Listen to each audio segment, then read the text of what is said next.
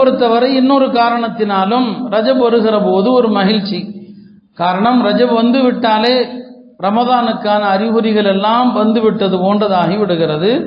பெருமானார் ஸல்லல்லாஹு அலைஹி வஸல்லம் அவர்களும் ரஜப் வரும்போது ரமதானை நினைவுபடுத்தி இருக்கிறார்கள். ஹஜ்ரத் அனஸ் ரலியல்லாஹு அன்ஹு அவர்கள் அறிவிக்கிறார்கள், கான ரசூலுல்லாஹி ஸல்லல்லாஹு அலைஹி வஸல்லம் இதா தகல ரமதான் இதா தகல ரஜப், ரஜப் மாதம் வந்து விட்டால் இப்படி துஆ செய்வாங்க, அல்லாஹும்ம பாரிக் லனா ஃபீ ரஜபி வ ஷஅபான் வ பாரிக் லனா ஃபீ ரமதான்.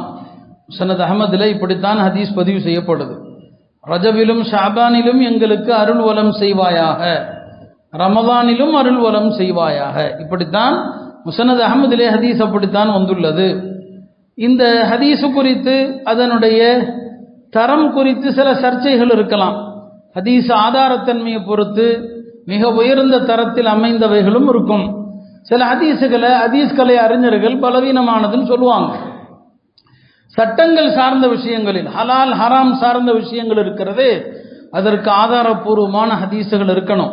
ஒரு விஷயத்தை ஹராம்னு சொல்றதா இருந்தா அது தொடர்பான ஆதாரம் வலிமையாக இருக்கணும், ஆதாரம் பலமாக இருக்கணும். ஆனால் சில நடைமுறை அமல்கள் சார்ந்தது, துவாக்கள் சார்ந்தது, அதுல உலமாக்கள் பலவீனமான ஹதீஸுகளை எடுத்துக்கொள்வாங்க. அந்த அடிப்படையில் நாம் சொல்ல வாசித்த இந்த ஹதீஸானது பலவீனமானது என்றாலுமே கூட இது துவா சம்பந்தப்பட்ட ஒரு ஹதீஸ், இதை உலமாக்கள் எடுத்துக்கொள்வாங்க. இதெல்லாம் ஏன் சொல்றோம்னா, சில இப்போ இந்த சமூக வலைத்தளங்கள் வந்துவிட்ட பிறகு யார் பேசுறாங்க, யார் சொல்றாங்க, அவருடைய கொள்கை என்ன என்றெல்லாம் நம்ம பார்க்கறது இல்லை. எல்லாருடைய இதையும் கேட்குறோம். அதுல பல பேர் குழப்புவாங்க, இப்படியெல்லாம் துவாலாம் கிடையாது, அதுக்கெல்லாம் ஆதாரம் இல்லை என்று ஒரு கூட்டம் குழப்பி கொண்டிருப்பான். கேட்கலாம், அவ்வளவுதான். இந்த மாசம் பூரா கேட்கணும்னு இல்லை, ஒரு தடவை கேட்டாலும் போதும், அவ்வப்போது கேட்டாலும் நல்லதுதான். மொத்தத்தில் நபி ஸல்லல்லாஹு அலைஹி வஸல்லம் அவர்கள் இந்த ரஜப் மாதம் வருகிற போது இப்படி ஒரு துவா செஞ்சாங்க. பொதுவாக ஒவ்வொரு மாதமும் பிறை பார்க்கும் போது, அடுத்த மாத பிறை வருகிற போது துவா செய்யணும். ஒவ்வொரு மாசமும் அந்த துவா சுன்னத்தை கடைபிடிக்கணும்.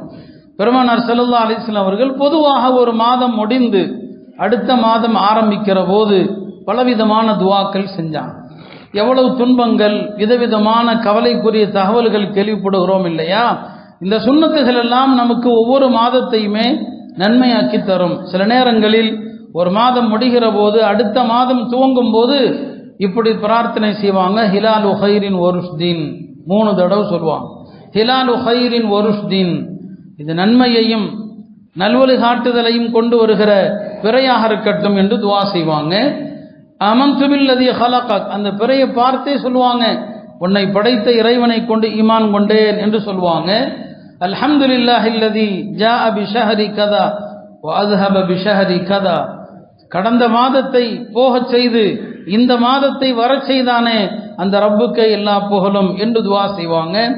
இப்படி நபி ஸல்லல்லாஹு அலைஹி வஸல்லம் அவர்கள் ஒரு மாதம் முடிந்து அடுத்த மாதம் துவங்குகிற போது பல துவாக்கள் செஞ்சாங்க. நம்ம அந்த துவாக்களை ஏதாவது ஒன்றையாவது மனப்பாடம் செய்கிற பழக்கத்தை கொண்டு வாங்க.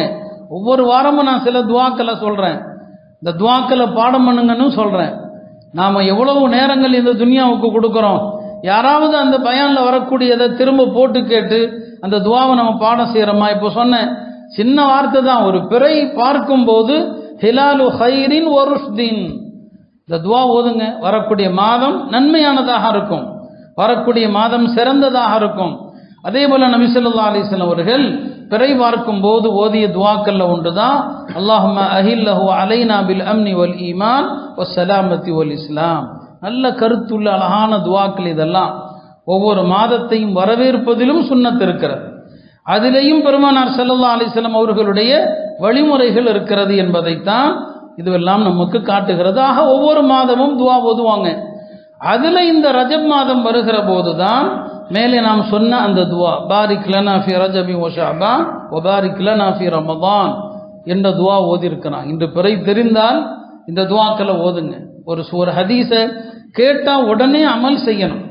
அப்போ ரஜபுடைய பிறை தெரிந்து விடுமானால் இந்த துவா ஓதுங்க. ரஜபிலும் ஷஅபானிலும் பரக்கத்து செய்வாயாக, குறிப்பாக ரமதானிலும் பரக்கத்து செய்வாயாக என்கிற இந்த துவாவை நம்ம கேட்கணும். ஆக அப்படிப்பட்ட ஒரு மாதத்தை நாம் நெருங்கி கொண்டிருக்கிறோம்.